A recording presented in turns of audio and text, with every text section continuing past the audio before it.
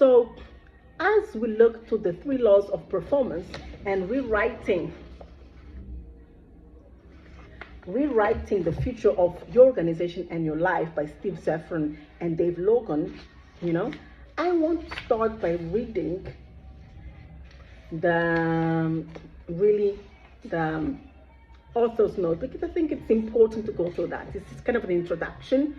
It's going to be a little bit long, but it's worth it because it kind of gives you an idea of what the book is all about. And after that, I'll start just getting some, let's say, main highlights. But I think the introduction with the author's notes, it's really important to focus on. And I like to read that because it kind of gives me the setting of what I'm going to read in the next couple of days, weeks. Okay, so author's note. This book stems from a unique partnership, and it wouldn't have been possible without input from the extraordinary group of individuals. So here it talks about the different people that he contributed to the book, okay? And it's the experience and all those things. So introduction to the power of rewriting the future. I think that's really where I want to go. In our work lives, when something isn't working, we struggle with which part of the problem to tackle first. Do we start with cost reduction? What about morale? Or should we begin with process improvement? So as a business person, you start thinking to yourself, okay, but things are not working. Where should I start? Oh no, it's about cost. Oh, the team's morale is low. Let's work on that. So it has so many things going on at the same time that you really have to decide, where to start. In our personal lives, it's the same dilemma. Which problems do we work on first? Should we resolve to do better with our home finances, make our marriage more fulfilling, get rid of 10 pounds, spend more time with the kids, guilty feeling when you travel too much? The optimists say there's opportunity everywhere we look. The pessimist says everything is messed up and it's all through every system. It's perfectly designed to stay messed up, no matter how many things we try to fix. We pick the problem to work on, and we either fail or succeed. If we fail, we add frustration to our list of problems. If we succeed, a new problem pops up to replace the old one. It's always something new. The solution to a problem becomes the next problem. We cut 10% out of our department budget, and our star performers live in frustration, experiencing a lack of support for projects important to them. We quit smoking and gain 10 pounds. We go to the gym to lose the weight, and our family complains we're not home enough. We spend more time at home, and our bosses grip that we are not getting enough done. The budget is out of control, and when we are going to fire the next person, we can't afford to lose. Oh my God, it's so messed up. It's so much stress that before we know it, we are smoking again. It is as though the system we are working on, the company, the finances, the health, our personal life, is an old inner tube.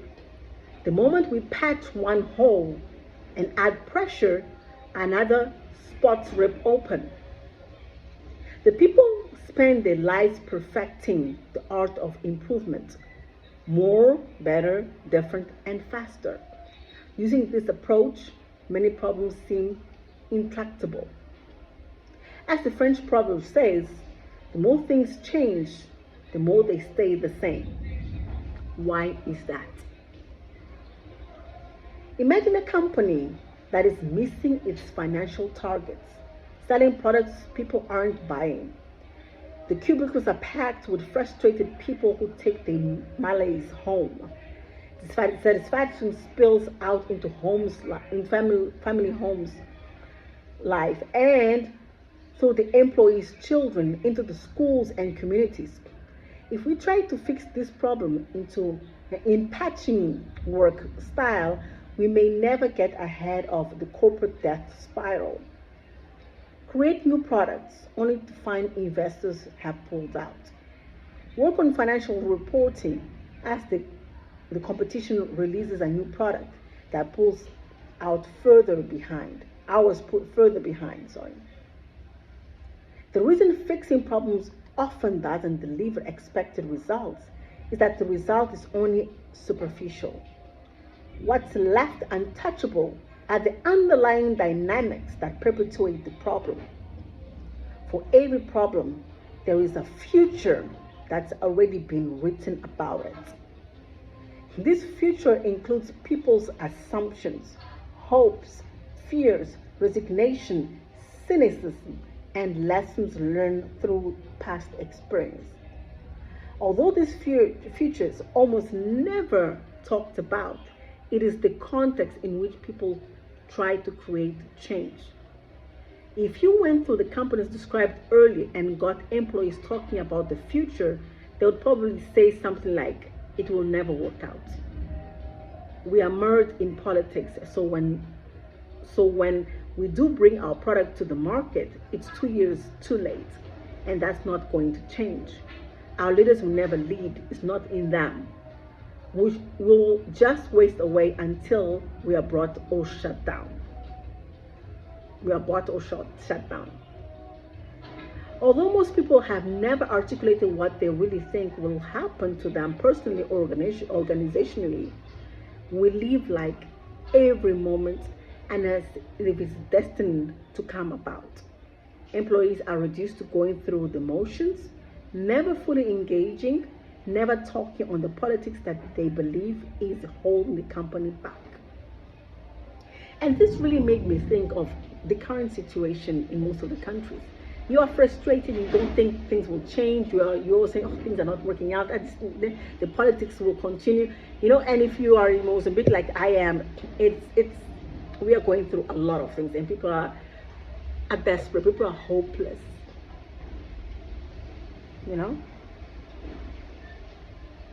2 points are critical here. First, everyone experiences a future in front of them, even though few could articulate it. It goes beyond what they expect to happen, hope will happen, or think might happen. This future leaves out a gut feeling. We know it's what will happen, whether we can give words to it or not. We call this a default feature, and every person has one.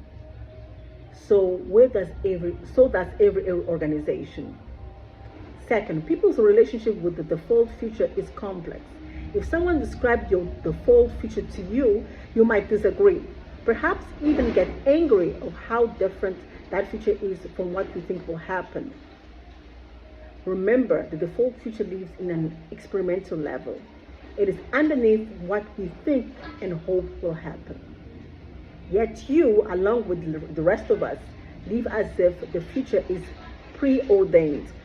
You live into your default future, unaware that by doing so, you are making it come out. Guys, my weather is changing. It's windy and a storm is coming through. So I'm gonna stop just here. And actually, let me just a little bit more. Yeah, because the weather is changing so very fast. Okay, so this book is about change management. It isn't about change management, more, better, or different. It's about rewriting the future. The result is the transformation of a situation leading to a dramatic elevation in performance. Imagine in the example we presented that what the company would look like if the people rewrote their future.